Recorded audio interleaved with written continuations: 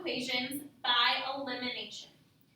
So we've talked about solving using graphing, solving using substitution, and now our last way, our last method, is called elimination, which is pretty self-explanatory. You're trying to eliminate something. And in this case, we're going to be trying to eliminate x's or y's. Now the best way to know when to use elimination is when you have two equations that are set up like these two equations we have right here. Both of these equations are in standard form. So remember we talked about standard form, and that's when you have all your x's and all your y's on one side and then that number on the other side of the equals. So when both your equations look like this, it's probably helpful to solve using elimination. So when you're doing this, our first step says to write the two equations in standard form, one on top of the other one. So I'm going to first start by doing that. I'm going to put my first equation on top of my second equation, like I'm going to add them together, which we are going to do. We're going to add the equations straight down so that one variable eliminates. So if I take this and I add all of these things straight down, the goal is for one of the variables to eliminate. So I have a 1x plus a 2x. That's going to give me a 3x. I have a 1y minus a 1y. That's going to eliminate. They become 0. And then I have a 7 plus a 2, so that's going to give me 9. So that was very nice that y eliminated.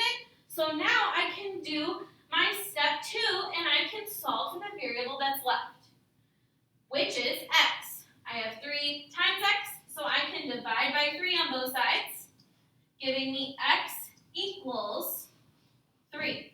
So I found part of my solution. I still have to find the y. Remember, we're always trying to write an ordered pair. So that brings me to my third step. I need to substitute the variable that I found back into one of the original equations. So I kind of like that first equation that's x plus y equals 7.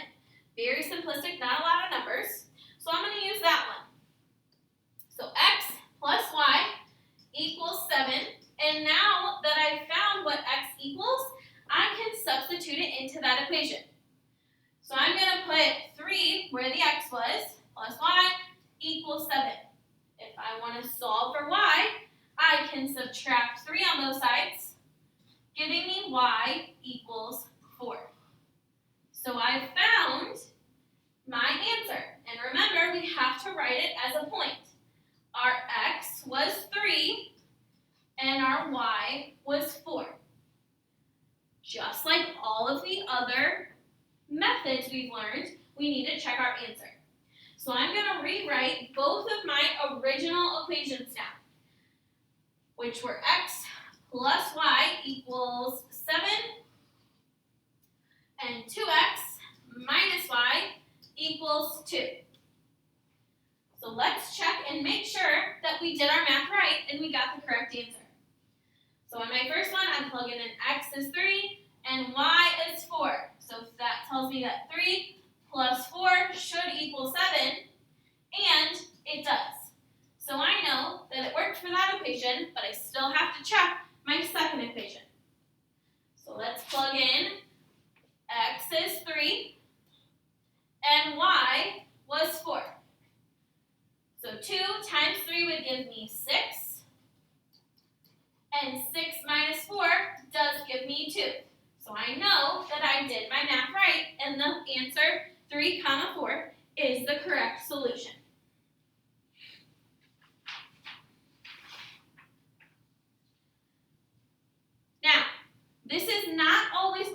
be as nice.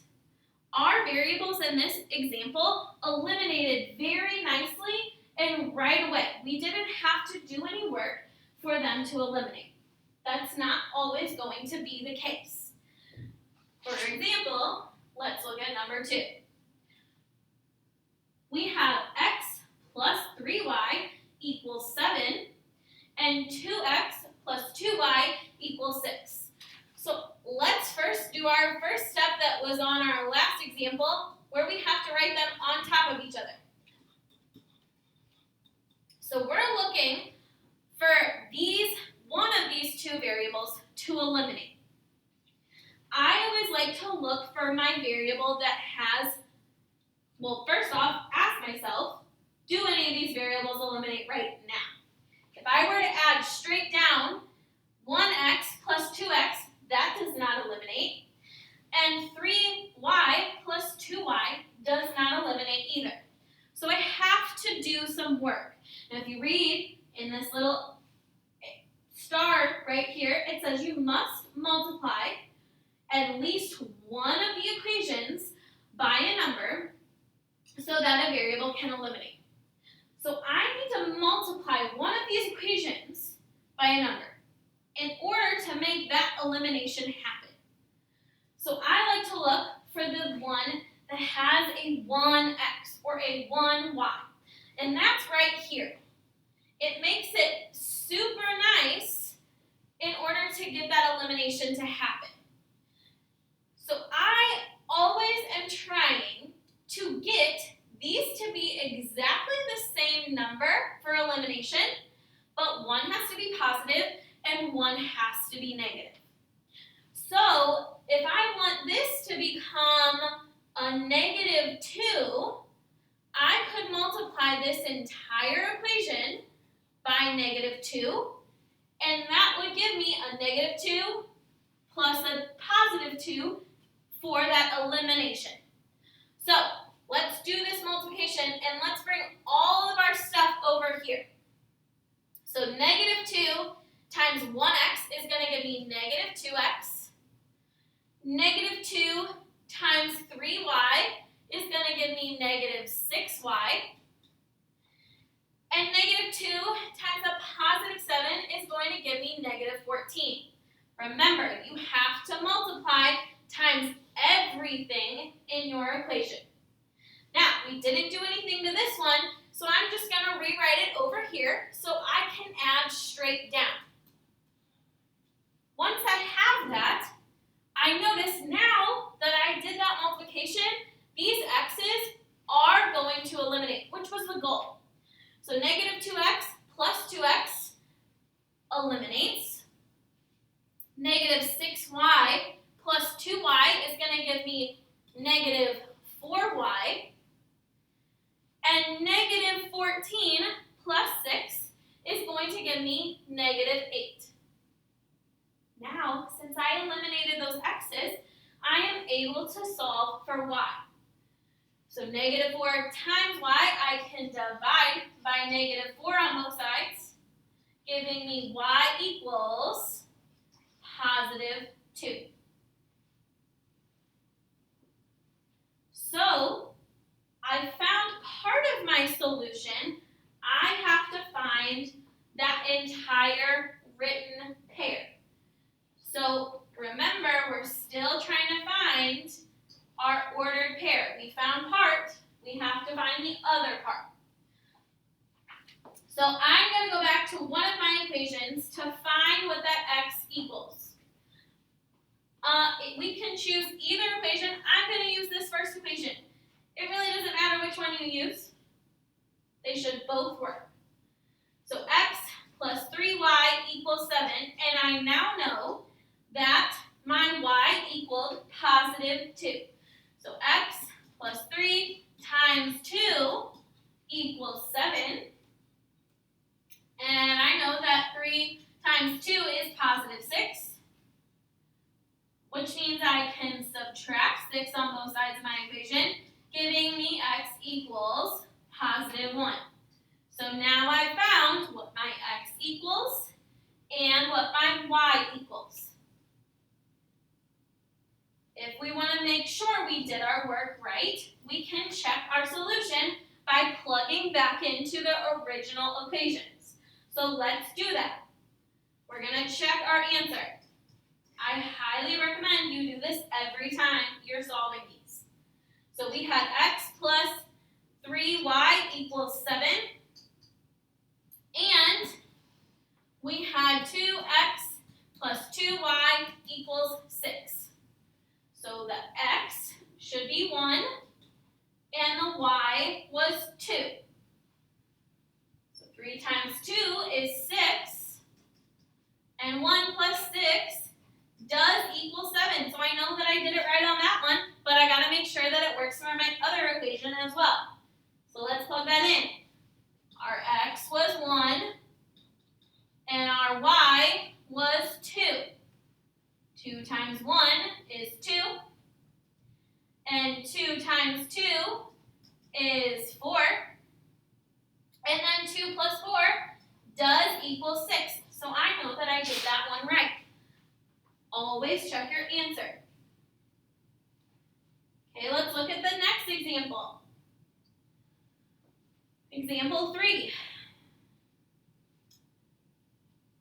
We are solving again with elimination.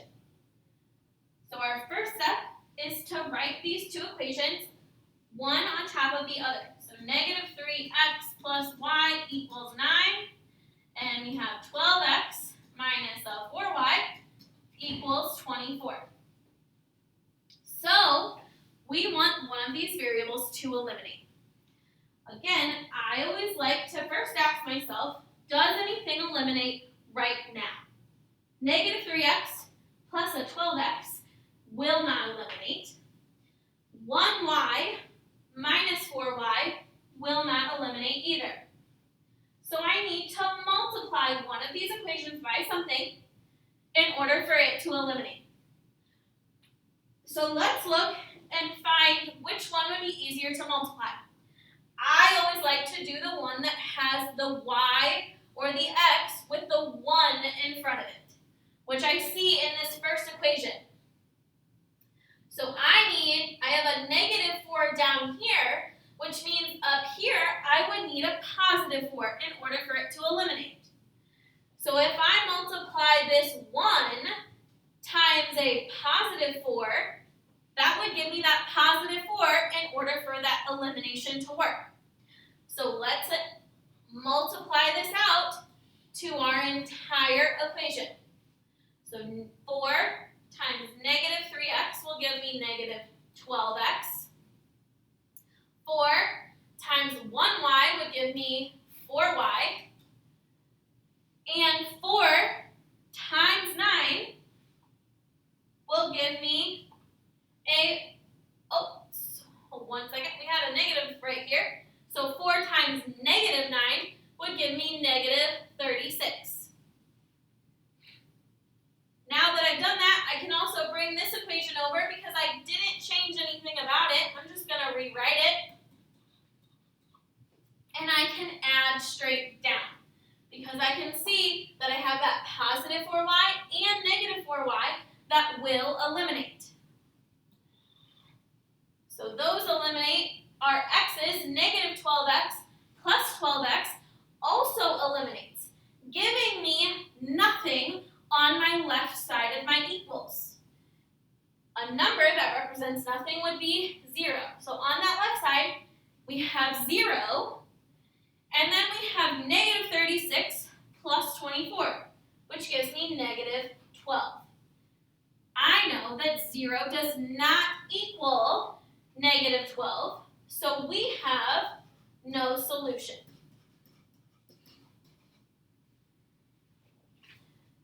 Okay, we got one more example. Example 4. What is the solution to the system of equations? 2x minus 5y equals 15, and 3x minus 7y equals 8. So let's start off by writing these two equations, one on top of the other.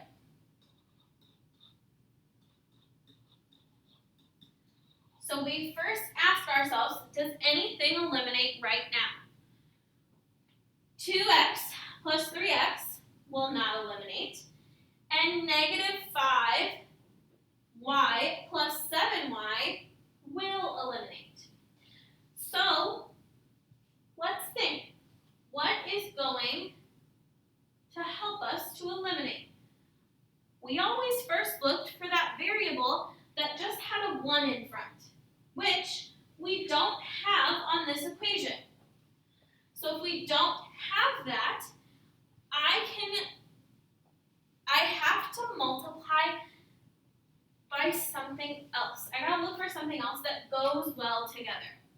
So here's what you're going to do. You're going to have to multiply both equations by something. So let's say we want to eliminate our x's. Okay? So, since I have my x's, there is a 3 in front of my bottom equation. So I'm going to multiply my top equation by 3. Notice I did the opposite number times the opposite equation. Since my top equation has 2 in front of it, I'm going to multiply my bottom equation times 2.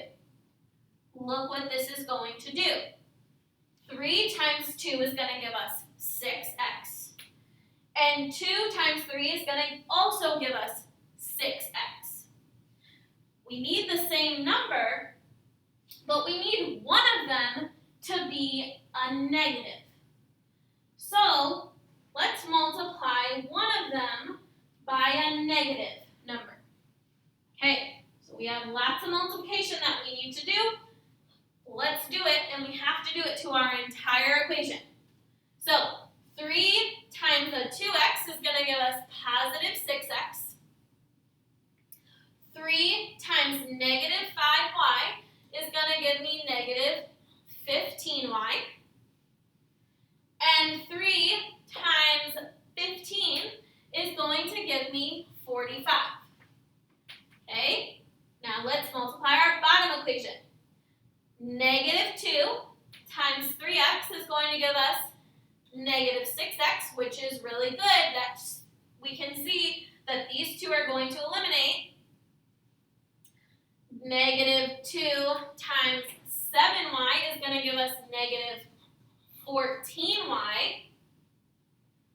And negative 2 times a positive 8 is going to give us negative 16. Now that I did all of my multiplication and I can see that my x's will eliminate now, I can add my equation straight down. So 6x minus 6x is gone. Negative 15y minus 14y is going to give me negative 29y. And 45 minus 16 is a positive 29. Now I can just solve for y, because I only have y's left. So I can divide by that negative 29 on both sides, and I'm going to get y equals negative 1. Remember, I need to find x and y, because we have to write in ordered pair. So I found that y was negative 1, I still have to find x. So we're going to plug that negative 1 back into one of our original equations. So I'm going to pick my first equation. Remember, you can use either of those original equations. So 2x minus 5y equals 15, and now we know that that y equals negative 1. So negative 5 times negative 1 is positive 5. Then I can subtract 5 on both sides, giving me 2x equals 10. And then I can divide by 2, giving me x equals 5. So now I found that my point is 5, comma, negative 1. Remember, you can always check your solution. So let's do that. Let's write our original equations down below. We originally started with 2x minus 5y equals 15, and 3x plus 7y equals 8. So I'm going to plug in 5 for x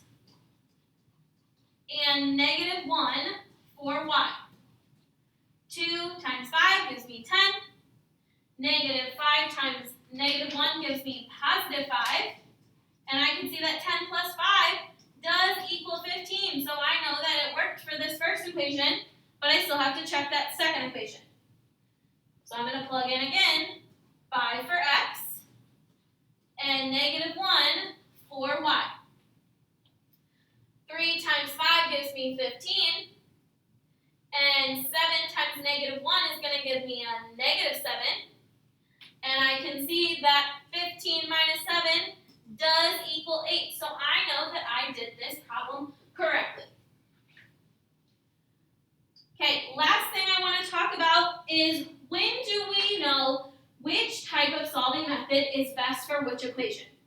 Do I always have to use one? No. If you particularly like one equation, or one method of solving, that's fine. Graphing, the best time to use it is when you have both of your equations in y equals mx plus b. But this does hold you back from if you were to have a solution that has decimals or fractions. So I wouldn't always try to solve with graphing. Substitution is great when you have one of your equations saying x equals or y equals. If that is the case, substitution is a great method. And you're able to work with fractions and decimals using substitution. Elimination is great when both of your equations are in standard form. And again, this one is very nice if you happen to